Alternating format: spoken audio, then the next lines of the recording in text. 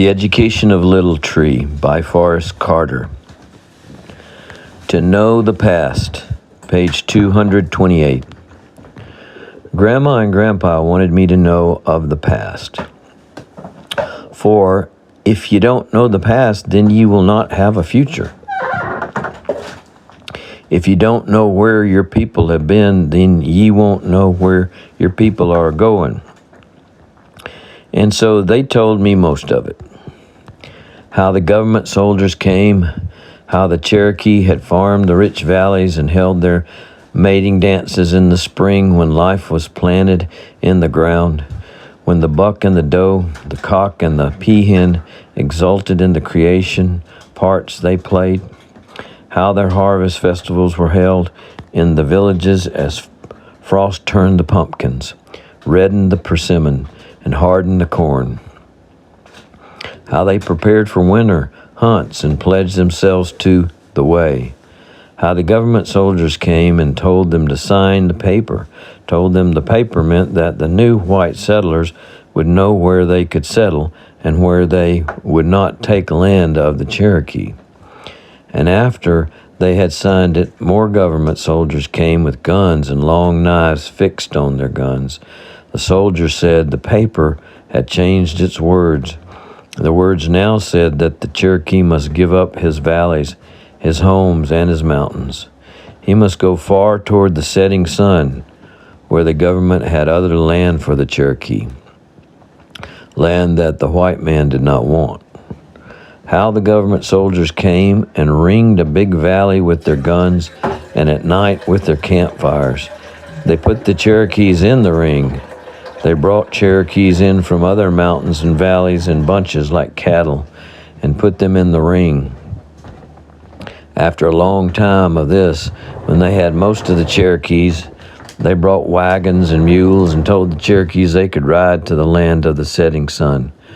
The Cherokees had nothing left, but they would not ride, and so they saved something. You could not see it or wear it or eat it, but they saved something and they would not ride, they walked. Government soldiers rode before them, on each side of them and behind them. The Cherokee men walked and looked straight ahead and would not look down, nor at the soldiers. Their women and their children followed in their footsteps and would not look at the soldiers. Far behind them, the empty wagons rattled and rumbled and served no use. The wagons could not steal the soul of the Cherokee. The land was stolen from him, his home, but the Cherokee would not let the wagons steal his soul. As they passed the villages of the white man, people lined the trail to watch them pass. At first they laughed at how foolish was the Cherokee to walk with the empty wagons rattling behind them. The Cherokee did not turn his head at their laughter, and soon there was no laughter. And as the Cherokee walked farther from his mountains, he began to die. His soul did not die, nor did it weaken. It was the very young and the very old and the sick.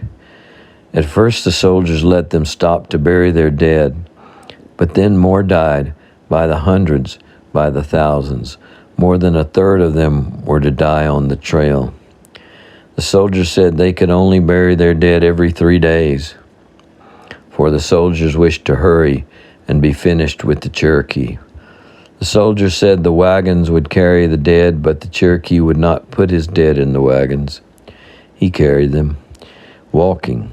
The little boy carried his dead baby sister and slept by her at night on the ground. He lifted her in his arms in the morning and carried her. The husband carried his dead wife. The son carried his dead mother, his father. The mother carried her dead baby. They carried them in their arms and walked, and they did not turn their heads to look at the soldiers, nor to look at the people who lined the sides of the trail to watch them pass. Some of the people cried, but the Cherokee did not cry. Not on the outside, for the Cherokee would not let them see his soul, as he would not ride in the wagons. And so they called it the Trail of Tears, not because the Cherokees cried, for he did not. They called it the Trail of Tears, for it sounds romantic and speaks of the sorrow of those who stood by the trail. A death march is not romantic.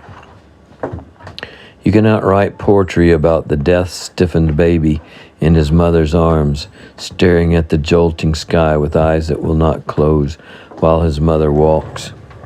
You cannot sing songs of the father laying down the burden of his wife's corpse, to lie by it through the night and to rise and carry it again in the morning, and tell his oldest son to carry the body of his youngest, and do not look, nor speak, nor cry, nor remember the mountains. It would not be a beautiful song, and so they call it the Trail of Tears. All of the Cherokee did not go. Some skilled in the ways of mountains fled far back into the bosom of her hollows, the raceways of her ridges, and lived with their women and children, always moving. They set traps for game, but sometimes dared not go back to the traps, for the soldiers had come. They dug the sweet root from the ground, pounded the acorn into meal, cut poke salad from the clearings, and pulled the inner bark from the tree.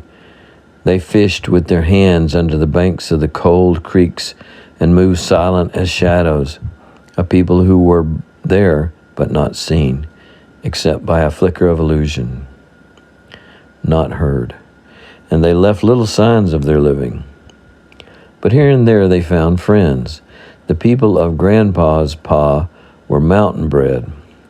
They did not lust for land or profit, but loved the freedom of the mountains, as did the Cherokee. Grandma told how Grandpa's Pa had met his wife, Grandpa's Ma, and her people. He had seen the faintest of signs on the banks of a creek. He'd gone home and brought back a haunch of deer and laid it there in a little clearing. With it, he had laid his gun and his knife. The next morning he came back. The deer haunch was gone, but the gun and the knife were there, and lying beside them was another knife, a long Indian knife, and a tomahawk. He did not take them. Instead, he brought ears of corn and laid them by the weapons. He stood and waited a long time. They came slowly in the late afternoon, moving through the trees and halting, and then coming forward again. Grandpa's Pa reached out his hands, and they, a dozen of them, men, women, children, reached out their hands, and they touched. Grandma said they each had to reach across a long way to do it, but they did. Grandpa's Pa grew up tall and married the youngest of the daughters. They held the hickory marriage stick together and put it in their cabin. And neither of them broke it as long as they lived. She wore the feather of the red-winged blackbird in her hair, and so was called Redwing. Grandma said she was slender as a willow wand and sang in the evenings. Grandma and Grandpa spoke of his Pa in his last years. He was an old warrior. He had joined the Confederate raider John Hunt Morgan to fight the faraway faceless monster of government that threatened his people in his cabin. His beard was white. Age was overtaking his gauntness. And now, when the winter wind bit through the cracks of his cabin, the old hurts came to life. The saber slash that ran the length of his left arm. The steel had hit the bone like a meat axe. The flesh had healed, but the bone marrow thumped with pain and reminded him of the government men. He had downed half a jug that night in Cane Tuck, while the boys heated a ramrod over the fire and seared the wound and stopped the blood. He had climbed back in the saddle. The ankle was the worst of it. He hated the ankle. It was big and cumbersome, where the mini ball had chewed it in passing. He hadn't noticed it at the time. It had been the wild exuberance of a cavalry charge that night in Ohio. The fever for combat that marked his breed was running high. There was no fear, only exultation as the horse moved fast and light over the ground, as the wind whipped a storm in his face. Exultation that brought the rebel Indian yell rumbling from his chest and out his throat, screaming savage. That's why a man could get half his leg mangled and not know it, not until 20 miles farther on, when they reconnoitered in the dark of a mountain hollow, and he stepped from the saddle and his leg buckled under him, the blood sloshing in his boot like a full well bucket. Did he notice the ankle? He relished thinking of that charge. The memory of it softened his hatred for the cane and the limp. The worst of the hurts was in the gut, in his side near the hip. That's where the lead was never taken out. It gnawed like a rat chewing at a corn crib, night and day, and never stopped. It was eating away at his insides, and soon now they would stretch him out on the floor of the mountain cabin and cut him open like a butchered bull. The putridness would come out, the gangrene. They would not use anesthetics, just a swig from the mountain jug, and he would die there on the floor in his blood. No last words. But as they held his arms and legs in the death throes, the old sinewy body would bow up from the floor, and the wild scream of the exulting rebel's challenge to hated government would come from his throat, and he would die. 40 years it had taken the government lead to kill him. The century was dying, the time of blood and fighting and death.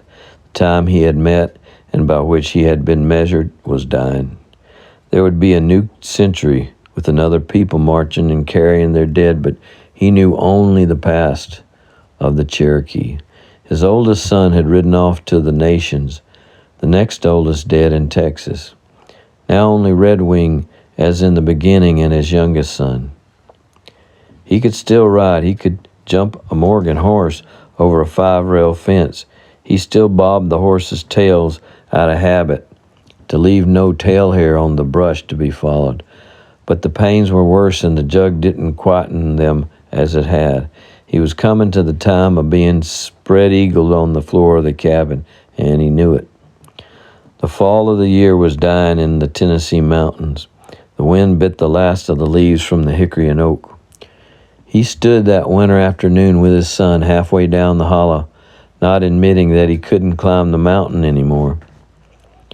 They watched the naked trees stark on the ridge against the sky, as though they were studying the winter slant of sun. They would not look at each other. "Reckon I'll not be leaving you much," he said, and laughed soft. "Best you could get from that cabin would be to touch a lighter knot to it for a hand warming." His son studied the mountain. "I reckon," he said quietly, "you're a man full and with family," the old man said, "and I'll not hold you to a lot, exceptin' we stretched our hand to clasp any man's as quick as we'll defend what we was to give to believe. What we was give to believe. My time is gone, and now the time will be something I don't know for you. I wouldn't know how to live in it, no more'n Coon Jack. Mind you've little to meet it with, but the mountains will not change on you, and ye ken 'em, and we be honest men with our feelings." "I mind," the son said. The weak sun had set behind the ridge, and the wind bit sharp. It came hard for the old man to say, but he did. "And I ken ye, son." The son did not speak, but he slipped his arm around the old skinny shoulders. The shadows of the hollow were deep now and blurred the mountains black on either side of them. They walked slowly in this fashion, the old man touching his cane to the ground, down the hollow to the cabin. It was the last walk and talk Grandpa had with his pa. "I have been many times to their graves, close together, high on a ridge of white oak, where the leaves fall knee-deep in the autumn until they are whipped away by mean winter winds, where only the hardiest Indian violets poke tiny and blue around them in the spring, timid in their presence before the fierce and lasting souls who weathered their time.